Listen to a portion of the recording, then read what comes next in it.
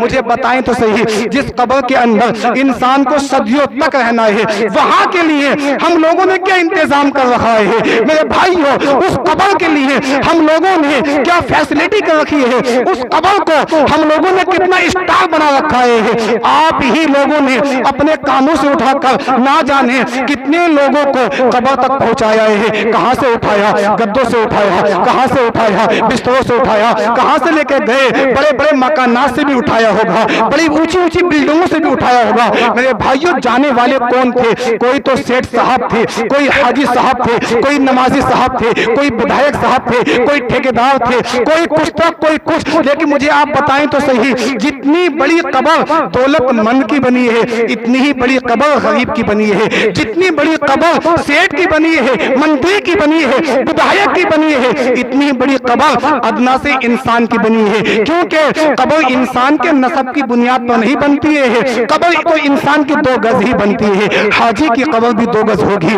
مجاہد کی قبر بھی 2 گز ہوگی، بے نمازی کی قبر بھی 2 گز ہوگی، استاد کی قبر بھی 2 گز ہوگی، شاگرد کی قبر بھی 2 گز ہوگی۔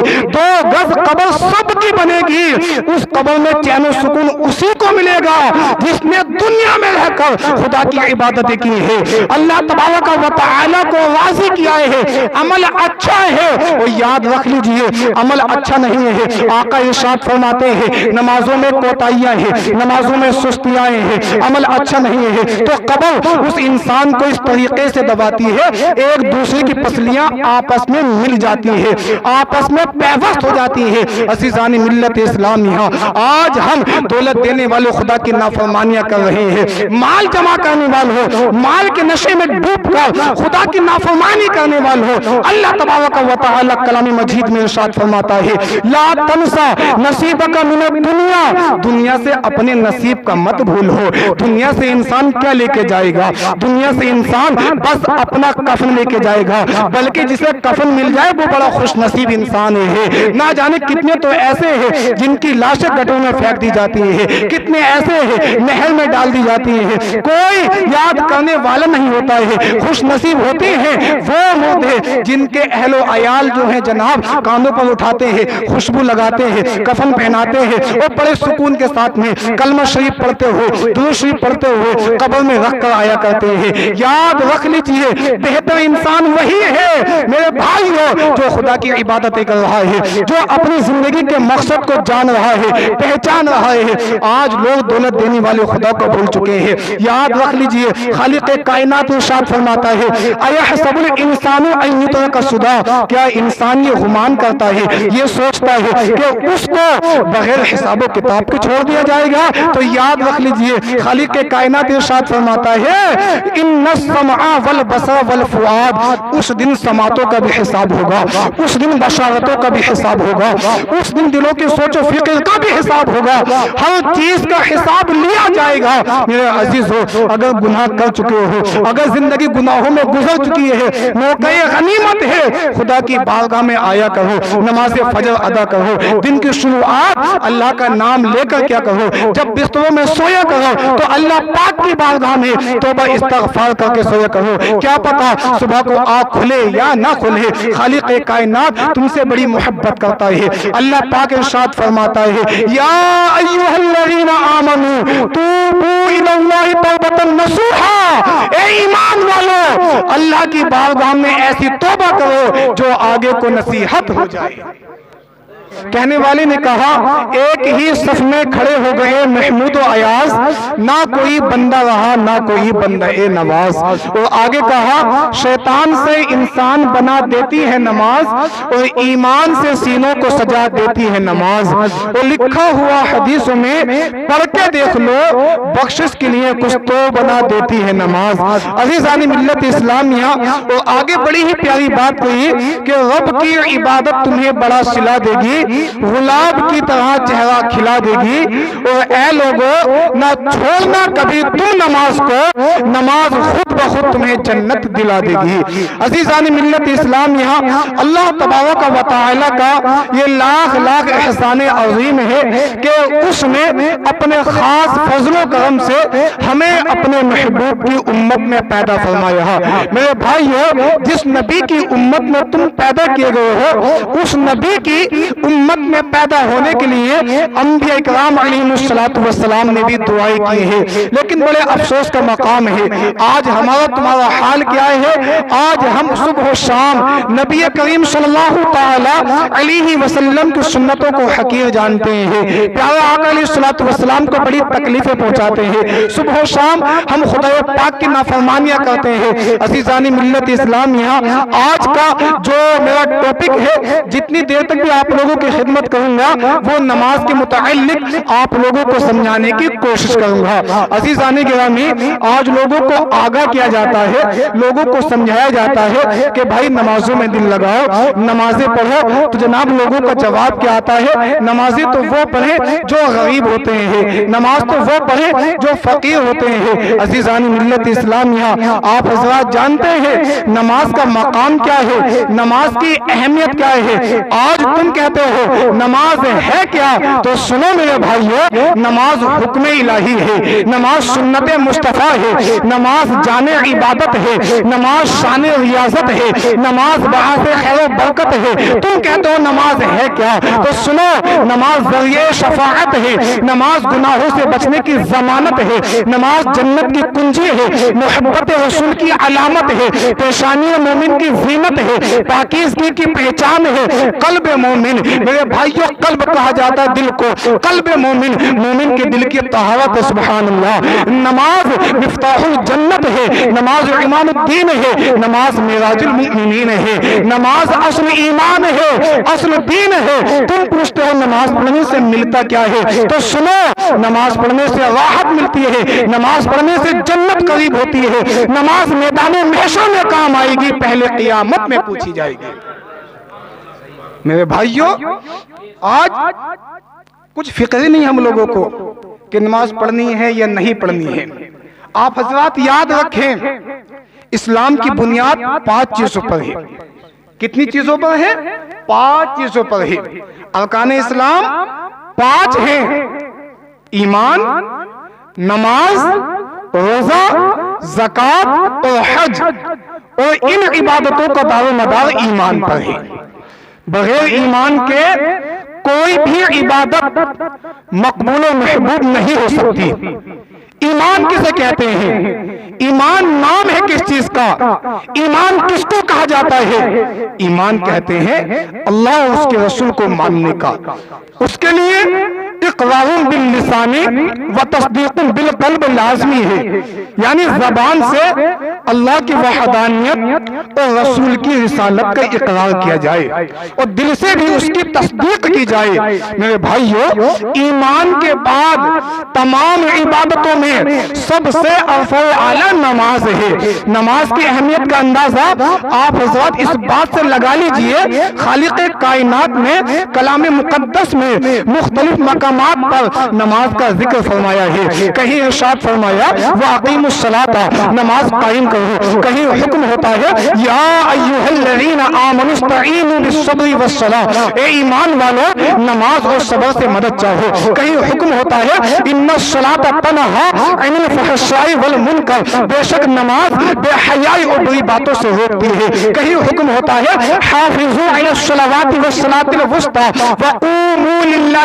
قانتین، نمازوں کی محافظت کرو، خصوصاً نماز عصر کی، اور اللہ کی بارگاہ میں ادب کے ساتھ کھڑے رہو۔ کہیں حکم ہوتا ہے وَأْمُرْ أَهْلَكَ بِالصَّلَاةِ وَاصْطَبِرْ عَلَيْهَا، اپنے گھر والوں کو نماز کا حکم دو اور خود بھی اس کا اہتمام کرتے رہو۔ عزیزان ملت اسلامیہ، توجہ کے ساتھ سنیے اور ذہن کو قریب کرنے کی کوشش کیجیے۔ یہ تو میں نے آپ لوگوں کو کلام مقدس کی مختلف آیاتیں پڑھ کر سنائی ہیں، احادیث کریمہ میں بھی نماز کے تعلق سے بڑی فضیلتیں آئی ہیں۔ عزیزان ملت اسلامیہ، حدیث ایک ہوتی ہے اور احادیث بے شمار حدیثوں کو کہا جاتا ہے۔ بہت ہی مشہور حدیث پاک ہے مشکات شریف کی، آپ لوگوں کو سناتا ہوا چلتا ہوں، اس کے بعد اپنی گفتگو کو آگے بڑھاتا ہوں۔ مشکات شریف کی حدیث پاک وقت ہے، نبی کریم صلی اللہ تعالی علیہ وسلم نے ارشاد فرمایا ہے جب تمہاری اولادیں 7 سال کی ہو جائیں تو انہیں نماز کا حکم دو، جب وہ 10 برس کی ہو جائیں انہیں بستروں میں الگ لٹاؤ۔ حالانکہ میرے بھائیو نماز فرض ہونے کے لیے 3 چیزوں کا ہونا لازمی ہے، مسلمان ہونا، بالغ ہونا اور عاقل ہونا۔ عاقل کا معنی ہے عقل مند۔ اگر ان 3 چیزوں میں سے ایک بھی چیز فوت ہو گئی تو اس پہ نماز فرض نہیں۔ مثلاً عاقل بھی ہے، مسلمان بھی ہے مگر بالغ نہیں ہے تو اس پہ نماز فرض نہیں ہے۔ بالغ بھی ہے، مسلمان بھی ہے مگر عقل مند نہیں ہے، دیوانہ ہے، مجنون ہے تو اس پہ بھی نماز فرض نہیں ہے۔ بالغ بھی ہے اور عقل مند بھی ہے مگر مسلمان نہیں ہے تو ایسے شخص پہ بھی نماز فرض نہیں ہے۔ تو معلوم کیا ہوا، نماز پڑھنے کے لیے ان 3 چیزوں کا ہونا لازمی ہے، مگر نبی پاک صلی اللہ تعالی علیہ وسلم ارشاد فرما رہے ہیں کہ جب تمہاری اولادیں 7 سال کی ہو جائیں تو انہیں نماز کا حکم دو۔ مطلب کیا؟ مقصد یہ کہ جب آپ کا بچہ 7 سال سے نماز پڑھنا اسٹارٹ کر دے گا، جب تک وہ بالغ ہوگا، جب تک وہ عقل مند ہوگا تو اس کو نماز کا مکمل طریقہ آ جائے گا۔ عزیزان ملت اسلامیہ، جب تک وہ بالغ ہوگا اس وقت تک اس کو یہ بھی پتہ چل جائے گا قیام کی حالت میں نگاہ کہاں پر رکھنی چاہیے، رکوع کی حالت میں کون سی تسبیح پڑھنی چاہیے اور کہاں پر دیکھنا چاہیے، سجدے کی حالت میں نگاہ کہاں پر رکھنی چاہیے، کون سی تسبیح پڑھنی چاہیے، جب قاعدے میں بیٹھا ہوا ہے نگاہ کہاں پر رکھنی چاہیے، سلام پھیرتے وقت کہاں پر دیکھنا چاہیے۔ جب تک وہ بالغ ہوگا اس وقت تک اس کو ان سب چیزوں کا علم ہو جائے گا۔ عزیزان ملت اسلامیہ، کیا آج تم دیکھتے نہیں ہو 50-50 سال کی عمر ہو جاتی ہے، یہی نہیں پتا ہے جناب کو نماز پڑھنی کس طرح سے ہے، قیام کی حالت میں ہے تو دیکھنا کہاں کو ہے، رکوع کی حالت میں ہے تو نگاہ کہاں پر رکھنی ہے۔ وجہ کیا ہے کہ بچپن ہی سے ان چیزوں کا شوق نہیں رکھا ہے۔ عزیزان ملت اسلامیہ، میرے آقا علیہ الصلوۃ والسلام کی ہر سنت میں حکمتیں ہوا کرتی ہے، بہتری ہوا کرتی ہے۔ اگر آپ اپنے بچے کو 7 سال سے نماز کا حکم دیں گے، یقیناً جب تک وہ بڑا ہوگا نماز کا مکمل طریقہ آئے گا اور نماز پڑھنے میں اس کو خوشی ملے گا، اس کو نماز پڑھنے میں راحت ملے گی، سکون ملے گا۔ اور جب نماز پڑھتے ہوئے راحتیں ملیں گی، سکون ملے گا تو دنیا والوں کو یہی پیغام دے گا، ملتا ہے کیا نماز میں سجدے میں جا کے دیکھ اور دل کو خدا کی یاد کا مسکن بنا کے دیکھ، بندے کو اپنے رب سے ملاتی ہے یہ نماز، ملنا ہے گر خدا سے مصلی بچھا کے دیکھ۔ آج بڑی شکایتیں ہیں لوگوں کی کہ نماز پڑھتے تو ہیں سکون نہیں ملتا، خیالات میں ڈوب جاتے ہیں۔ میرے بھائیو، جب نماز کا طریقہ ہی نہیں معلوم ہے، نماز پڑھنی کس طرح سے ہے تو سکون مل کہاں سے جائے گا؟ بائک کھڑی ہے، موٹر سائیکل ہی کھڑی ہے، اس میں آپ پیٹرول نہ ڈالیں تو کیا چل جائے گی؟ کتنی بڑا عقل مند ہو، جب تک اس میں پیٹرول نہیں ڈالے گا چل نہیں سکتی۔ نماز کو نماز کے طریقے سے نہیں پڑھو گے سکون نہیں مل سکتا۔ میرے عزیز ہو، اس کی بھی ایک وجہ ہے، نماز پڑھنے میں سکون کیوں نہیں ملتا ہے؟ علماء اکرام فرماتے ہیں جب انسان وضو صحیح طریقے سے نہیں کرتا ہے تو نماز پڑھنے میں خیالات آتے ہیں۔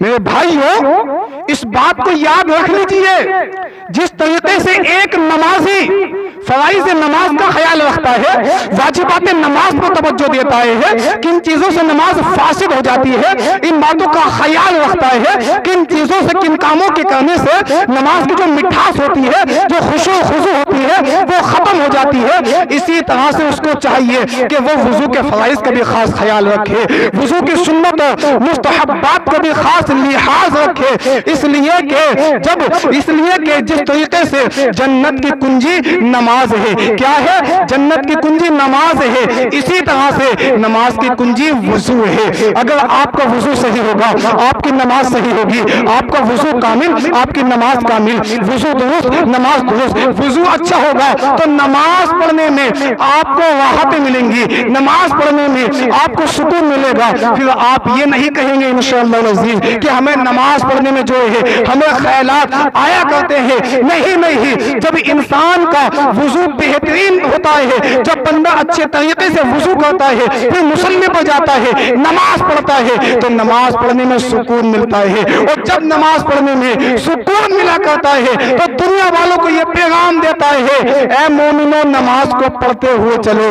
دوزخ بڑا عذاب ہے بچتے ہوئے چلو، اور میں بھی تو دیکھوں کیوں نہیں جنت ملے تمہیں، ایمان اپنے دل میں سجاتے ہوئے چلو۔ اور آگے کہو رب کی عبادت تمہیں بڑا سلا دے گی، گلاب کی طرح چہرہ کھلا دے گی، اور اے لوگو نہ چھوڑنا کبھی تم نماز کو، نماز خود بخود تمہیں جنت دلا دے گی۔ میرے عزیزو، جو بنیادی باتیں ہیں ہمیں ان باتوں کا خاص خیال رکھنا پڑے گا، تب آ کے ہمیں سکون ملے گا نماز میں۔ وضو کی بھی بڑی فضیلتیں آئی ہیں۔ وضو تو جناب الٹا سیدھا کرتے ہیں، بڑی جلد بازی میں ہم لوگ وضو کر لیتے ہیں اور مصلی پر چڑھ جایا کرتے ہیں۔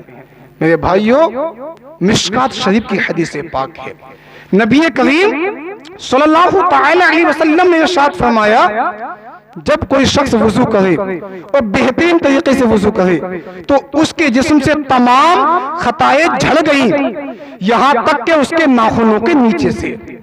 جب ہم اور آپ وضو کرتے ہیں تو یہی تو طریقہ ہوتا ہے نا، ہم تمہارا پہلے ہم بسم اللہ شریف پڑھتے ہیں، اس کے بعد 3 مرتبہ ہم اپنے ہاتھوں کو گٹوں سمیت دھوتے ہیں، پھر کلی کرتے ہیں، ناک میں پانی ڈالتے ہیں، چہرہ دھوتے ہیں، ایک کان کی لو سے دوسرے کان کی لو تک، بال اگنے کی جگہ سے تھوڑی کے نیچے تک، اس کے بعد کوہنیاں سمیت ہاتھ دھوتے ہیں، چوتھائی سر کا مسح کرتے ہیں، ٹخنوں سمیت پیر دھوتے ہیں، اسی طرح سے وضو کیا جاتا ہے۔ لیکن میرے محترم بزرگوں، دوستوں، نوجوان ساتھیوں، دیکھیں تو صحیح، خالق کائنات اپنے بندوں پر کتنا مہربان ہے، اپنے بندوں سے کتنی محبتیں کر رہا ہے۔ جب آپ اپنے ہاتھوں کو دھوتے ہیں نا تو خالق کائنات آپ کے ہاتھوں کے گناہوں کو مٹا دیتا ہے، جب آپ کلی کرتے ہیں آپ کے منہ کے گناہوں کو مٹا دیتا ہے، جب آپ ناک میں پانی ڈالتے ہیں آپ کی ناک کے گناہوں کو مٹا دیتا ہے، چہرہ دھوتے ہیں آپ کے چہرے کے گناہوں کو مٹا دیتا ہے۔ یعنی جس طرح سے آپ وضو کرتے رہتے ہیں اسی طریقے سے خالق کائنات تمہارے گناہوں کو مٹاتا رہتا ہے۔ تم تو اپنے جسم کے اعضاء کو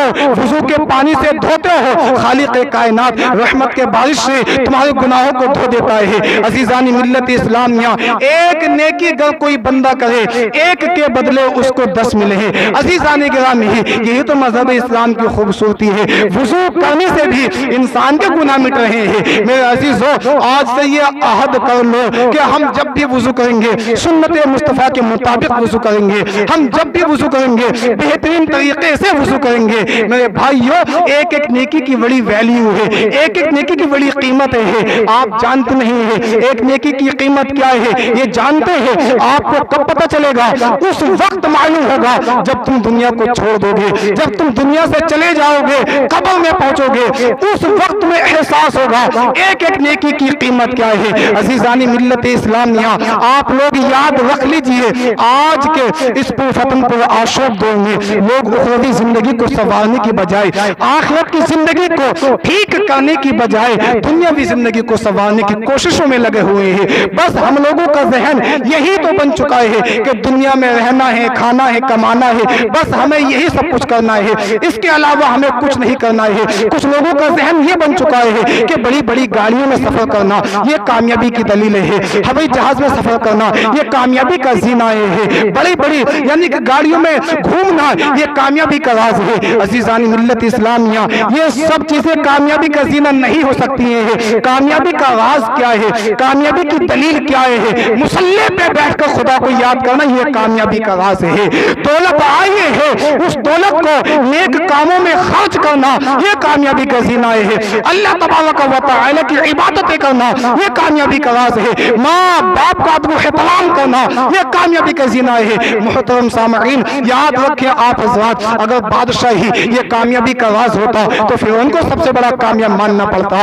अगर और घमंड की बुनियाद पर कोई कामयाब हो सकता था तो अबू जहल से बड़ा कौन मुतकब्बिर था। अगर ऐशो आराम मौज मस्ती की बिना पर कोई कामयाब हो सकता था तो उमैया बिन खल्फ को सबसे बड़ा कामयाब मानना पड़ेगा। मगर खुदा गवाह है, ये सब के सब नाकाम रहे, नामुराद रहे। खुदा की बारगाह में इन लोगों का कोई मकाम नहीं है और ना दुनिया वालों की नजर में इन लोगों की कोई हैसियत है। मेरे भाइयों, याद रखो, यही हशर, यही हाल उन मुसलमानों का होगा जो सुबह शाम खुदा के गजब को दावतें दे रहे हैं, जो सुबह शाम अल्लाह तबारक व तआला की नाफरमानियां कर रहे हैं, नमाजों को जानबूझ कर छोड़ रहे हैं। ये मैं अपनी तरफ से नहीं कह रहा हूँ, हदीस पाक है। आका इरशाद फरमाते हैं, वमन लम युहाफिज अलैहा लम तकुन लहु नूरुन वला बुरहानन वला नजातन फकान यौमुल क़ियामत मा क़ारूना व फिरऔना व हामान व यब्नी खलफ।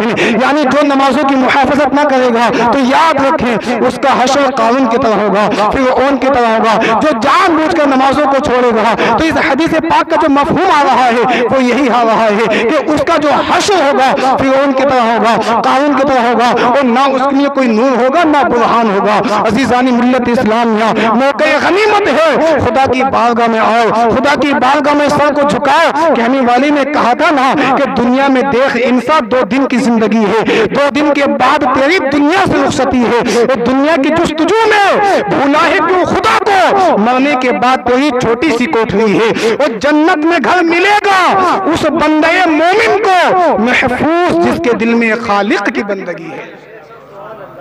अजीजानी मिल्लत इस्लामिया, आज का इंसान किस कदर नादान बन चुका है। जिस इंसान को लोग दाने अक्लमंद कहते हैं, होशियार कहते हैं, इंटेलिजेंट कहते हैं, कितना नादान बन गया आज का इंसान। आप देखते नहीं हैं, अगर इंसान कहीं पर घूमने के लिए जाता है, अगर दिल्ली का लाल किला देखने के लिए जाए, जामा मस्जिद देखने के लिए जाए, या आगरा का ताजमहल देखने के लिए जाए, या बाहर की कंट्री में जाता है, अमेरिका जाता है, लंदन जाता है, तो उसके जहन में एक बात आती है कि मैं इतना लंबा सफर कर तो रहा हूं, मुझे रुकना कहाँ है, मुझे ठहरना कहाँ है। तो वो इंतजाम कर लेता है कि मुझे 2 दिन के लिए कोई ऐसा कमरा बुक करना है जहां पर हर तरह की फैसिलिटी का इंतजाम हो, पंखों का भी इंतजाम हो, एसी का भी इंतजाम हो, कूलर का भी इंतजाम हो। मुझे ऐसा रूम, ऐसा कमरा तलाश करना है जहां पर किसी भी तरह की कोई परेशानी ना हो। यानी आप ये देखें तो सही, जहां पर इंसान को चंद लम्हों के लिए रुकना है, चंद दिनों के लिए रुकना है, तो सोच क्या है कि आला से आला कमरा मिल जाए, आला से आला रूम मिल जाए, किसी भी तरह की परेशानी का सामना करना ना पड़े। अगर मैनेजर कह दे कि फला रूम का इतना किराया है तो इंसान पे करने के लिए तैयार हो जाता है। अज़ीज़ानी मिल्लत इस्लामिया, कहने का मकसद ये है मेरा कि आप देखें तो सही, जिस रूम के अंदर, जिस लॉन्च में हमें चंद लम्हों तक जिंदगी गुजारनी है, चंद घंटों तक ठहरना है, रुकना है, तो इंसान की सोच क्या है कि अच्छा से अच्छा रूम मिल जाए। मेरे भाइयों, मुझे आप बताएं तो सही, चंद लम्हों के लिए तो आपको वहां पर रहना है। इसी तरीके से बात को थोड़ा सा आगे बढ़ाऊं, उसके बाद अपनी गुफ्तगू को खत्म करता हूं, क्योंकि आप लोग देख रहे हैं माशाअल्लाह हमारे उलमा इकराम स्टेज पर तशरीफ फरमाए हैं। आप लोगों को इनके बयानात बेहतरीन तरीके से समाअत करने हैं। मुहतरम सामईन, कहने का मकसद ये है, इंसान मकान बनाता है, घर बनाता है, तो सोच यही तो हुआ करती है कि मुझे हर तरह के इंतजामात करने हैं, पंखे भी लगाने हैं, कूलर भी लगाना, सब कुछ लगाना है। मेरे अजीजों, कहने का मकसद ये है, आप दुनिया में कब तक रहोगे? 10 साल, 20 साल, 40 साल, 60 साल, 100 साल, यहाँ तक ही जिंदगी का लास्ट है। अब हालांकि इतनी जिंदगी इंसान की पहुंच नहीं रही है, मगर तुम्हारी बात मानते हैं कि चलो बंदा 100 साल तक पहुंच सकता है। मुझे बताएं तो सही, जिस कब्र के अंदर इंसान को सदियों तक रहना है, वहां के लिए हम लोगों ने क्या इंतजाम कर रखा है? मेरे भाइयों, उस कब्र के लिए हम लोगों ने क्या फैसिलिटी कर रखी है? उस कब्र को हम लोगों ने कितना स्टार बना रखा है? आप ही लोगों ने अपने कानों से उठाकर نہ جانے کتنے لوگوں کو قبر تک پہنچایا ہے، کہاں سے اٹھایا، گدوں سے اٹھایا، کہاں سے اٹھایا، بستروں سے اٹھایا، کہاں سے لے کے گئے، بڑے بڑے مکانات سے بھی اٹھایا ہوگا، بڑی اونچی اونچی بلڈنگوں سے بھی اٹھایا ہوگا۔ میرے بھائیوں، جانے والے کون تھے؟ کوئی تو سیٹ صاحب تھے، کوئی حاجی صاحب تھے، کوئی نمازی صاحب تھے، کوئی بدھائک صاحب تھے، کوئی ٹھیکیدار تھے، کوئی کچھ تھا، کوئی کچھ۔ لیکن مجھے آپ بتائیں تو صحیح، جتنی بڑی قبر دولت مند کی بنی ہے، اتنی ہی بڑی قبر غریب کی بنی ہے۔ جتنی بڑی قبر سیٹ کی بنی ہے، مندی کی بنی ہے، بدھائک کی بنی ہے، اتنی ہی بڑی قبر ادنا سے انسان کی بنی ہے۔ کیونکہ قبر انسان کے نسب کی بنیاد پر نہیں بنتی ہے، قبر تو انسان کی 2 گز ہی بنتی ہے۔ حاجی کی قبر بھی 2 گز ہوگی، مجاہد کی قبر بھی 2 گز ہوگی، بے نمازی کی قبر بھی 2 گز ہوگی، استاد کی قبر بھی 2 گز ہوگی، شاگرد کی قبر بھی 2 گز ہوگی۔ 2 گز قبر سب کی بنے گی۔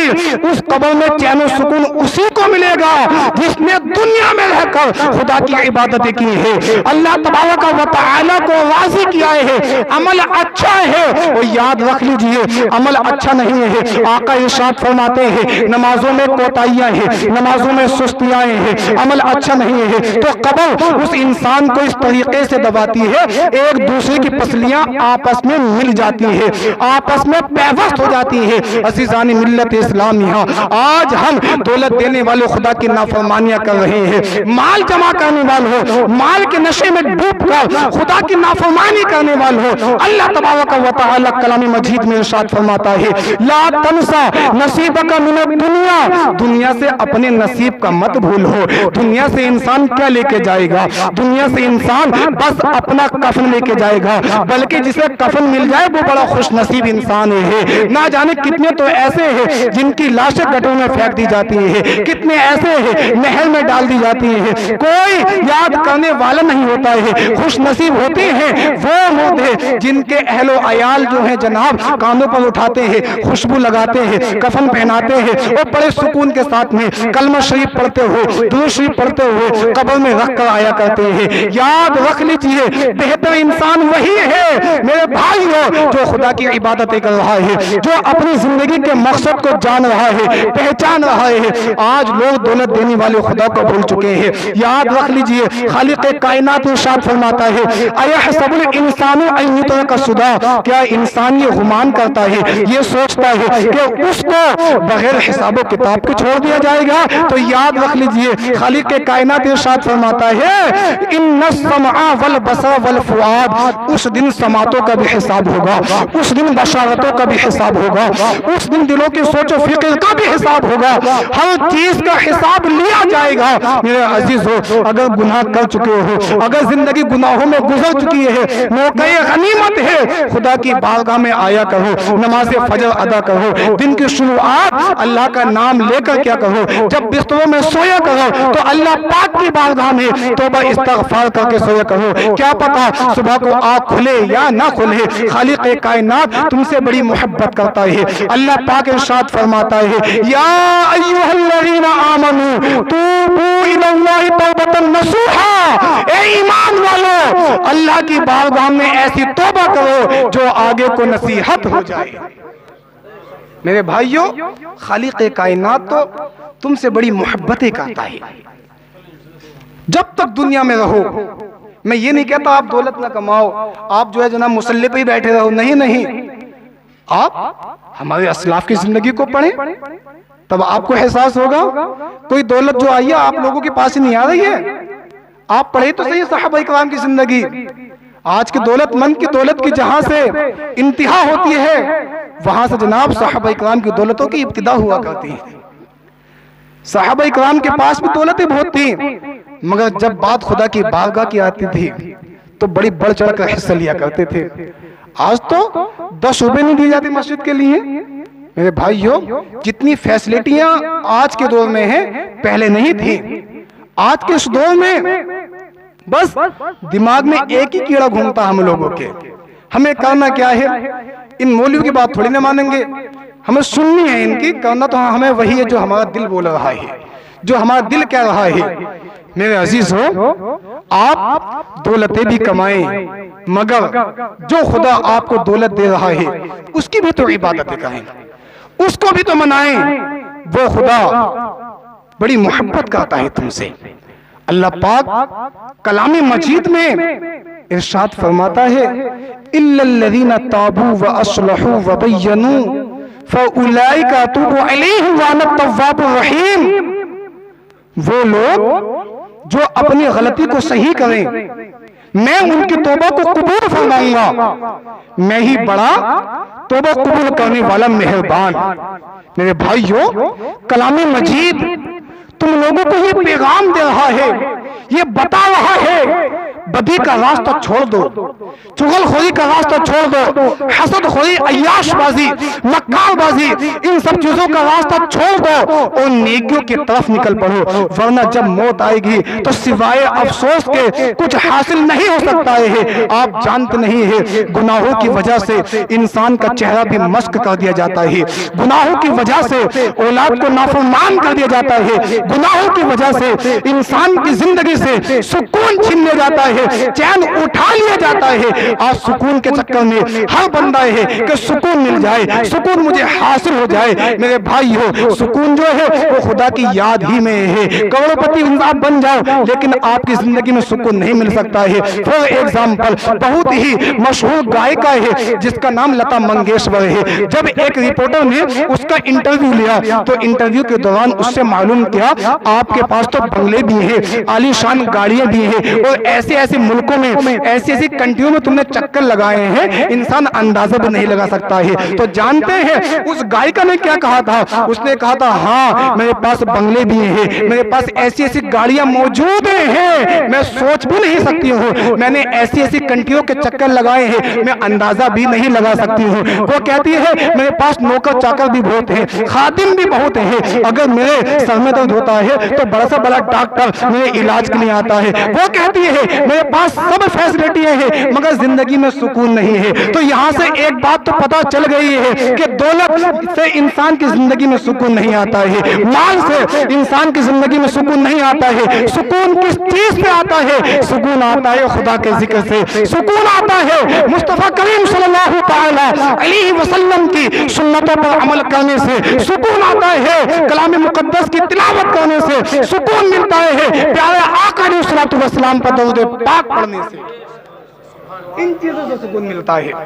اور ہم انہی چیزوں کے کرنے سے سب سے پیچھے ہیں، بالکل نماز میں ہم پیچھے، درود پاک پڑھنے میں ہم پیچھے، بس یہ سوچ رکھا ہم لوگوں نے کہ 20 میں آئے گا تو ہے میلاد سننے کے لیے چلے جائیں گے، سبحان اللہ کہتے رہیں گے، ماشاءاللہ کہتے رہیں گے، جنت کا ٹکٹ پکا بالکل۔ 40 ماہ ہیں وہاں بھی ہم یہی کام کریں گے، میرے بھائیو سبحان اللہ کہیں گے، ماشاءاللہ کہیں گے، نیکیوں میں اضافہ ہوگا، نیکیاں ملیں گی، مگر ایسا تھوڑی نہ جنت مل جائے گی۔ اگر جنت اتنی سستی ہوتی تو ہمارے اسلاف نے جو جنگلوں میں عبادتیں کی ہیں، تنہائیوں میں عبادتیں کی ہیں، تو وہ اتنی عبادتیں کہاں کرتے؟ وہ یہی کام کر لیتے۔ میرے عزیز ہو، قصہ المختصر یہ ہے، مختصر انداز میں بس آپ لوگوں سے جو کہنے کا میرا مقصد ہے، جو مطلب ہے، وہ یہی ہے کہ زندگی کی اہمیت کو جانیے، پہچانیے۔ اللہ تبارک و تعالی نے آپ کو صحت و تندرستی سے نوازا ہے تو اس کی ناشکری نہ کیجیے۔ عزیزان ملت اسلامیہ، نماز صرف ہفتے کے لیے نہیں ہے جو آپ لوگوں کے ذہن میں یہ بات ہے جمعہ پڑھ لو سب کام کمپلیٹ ہو گیا، نہیں ہے، نماز پڑھنا ہر عاقل و بالغ مسلمان پر فرض ہے۔ اگر آپ ایک وقت کی نماز جان بوجھ کر چھوڑیں گے تو بڑے سخت گنہگار ہو جائیں گے۔ عزیزان گرامی، وہ انسانی مردہ نہیں ہے جو قبر کے اندر موجود ہے، ہر وہ انسان مردہ ہے جو خدا کی یاد سے غافل ہے، جو صبح و شام اللہ تبارک و تعالی کی نافرمانیاں کر رہا ہے۔ ایک بہت ہی مشہور واقعہ ہے، اس کو سناتا ہوں اور اپنی گفتگو کو ختم کرتا ہوں۔ حضرت شبلی رحمت اللہ تعالی علیہ، یہ اللہ کے بہت بڑے برگزیدہ بندے ہیں، بہت ہی نیک بندے ہیں۔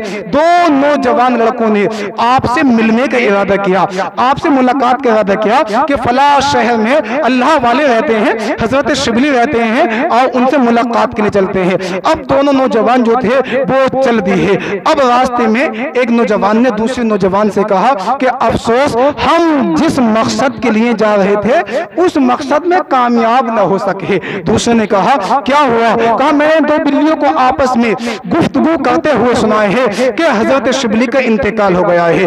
अब जो वो नौजवान था दूसरा, उसने कहा आधा रास्ता तय कर लिया है, अब पीछे लौटना सही नहीं है, क्यों ना उनके जनाजे में ही शामिल हो जाएंगे। आओ चलते तो हैं, कम से कम जनाजा ही मिल जाएगा। अज़ीज़ानी मिल्लत इस्लामिया, वो दोनों नौजवान हजरत शिबली के मकान पर पहुंचे। वहां जाकर देखा तो हजरत शिबली जिंदा थे। अब दोनों दंग रह गए, हैरान रह गए कि ये क्या माजरा है। बर्दाश्त न हुई, हजरत शिबली रहमतुल्लाहि ताला अलैहि से मालूम कर बैठे। कहा हुजूर, हमने दो बिल्लियों को आपस में गुफ्तगू करते हुए सुना था कि शिबली का इंतकाल हो गया है। हमने यहाँ पर देखा है आप तो हयात है, जिंदा है, तो जानते हैं हजरत शिबली ने क्या कहा था? कहा था उन बिल्लियों ने सच कहा। क्या कहा?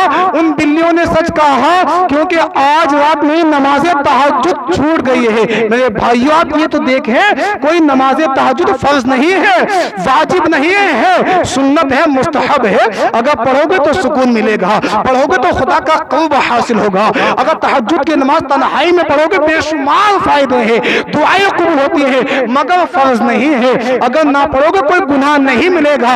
हजरत शिबली रहमतुल्लाहि ताला अलैहि कहते हैं कि आज रात नमाज़े तहज्जुद छूट गई है। मेरे अजीज हो, अगर नमाज़े तहज्जुद हजरत शिबली से छूटे तो आसमानों पर फरिश्ते उनकी मौत का चर्चा करें। हमारा तुम्हारा हाल क्या है? हम तो जनाब नमाज़े फजर भी छोड़ रहे हैं, नमाज़े ज़ोहर भी छोड़ रहे हैं, नमाज़े असर भी छोड़ रहे हैं, नमाज़े मग़रिब, नमाज़े इशा, 5 वक्त नमाज़े गोल कर देते हैं। हम तो जुमा पढ़ते हैं। अब मुझे आप ईमानदारी से बताएं, क्या हम लोग जिंदा हैं या मुर्दा है? जिंदगी जिंदा दिली का नाम है, मुर्दा दिल क्या खाक जिया करते हैं। अज़ीज़ानी मिल्लत इस्लामिया, जिंदा वही है जो खुदा की इबादतें कर रहा है, जिंदा वही है जो दुनिया में रहकर हलाल और हराम का इम्तियाज कर रहा है। जिंदा इंसान हकीकी माना में वही है जो अपनी इस कीमती जिंदगी को पहचान रहा है और सुबह शाम खालिक कायनात की बारगाह में तौबा इस्तग़फ़ार कर रहा है। कहने वाली ने कहा था, अल्लाह के फरमान को पहचान मुसलमान, महशर में होगा खुल्द का मेहमान मुसलमान, और गाफिल न हो यादे इलाही से किसी दम, हो जाएंगे सब मुश्किलें आसान मुसलमान। क्या रुतबे आली है तेरा खल्क़ खुदा में, हस्ती को जरा अपनी पहचान मुसलमान। अल्लाह तबारक व तआला की बारगाह में दुआ है, अल्लाह पाक कहने सुनने से ज्यादा अमल की तौफीक अता फरमाए। मैं अपनी तरफ से एक मरतबा और उन ज़रीफ़ा के हक में जो इस घर से रुखसत हो चुकी हैं उनके लिए दुआ करता हूँ। अल्लाह पाक उनकी बेहिसाब मग़फ़िरत फरमाए।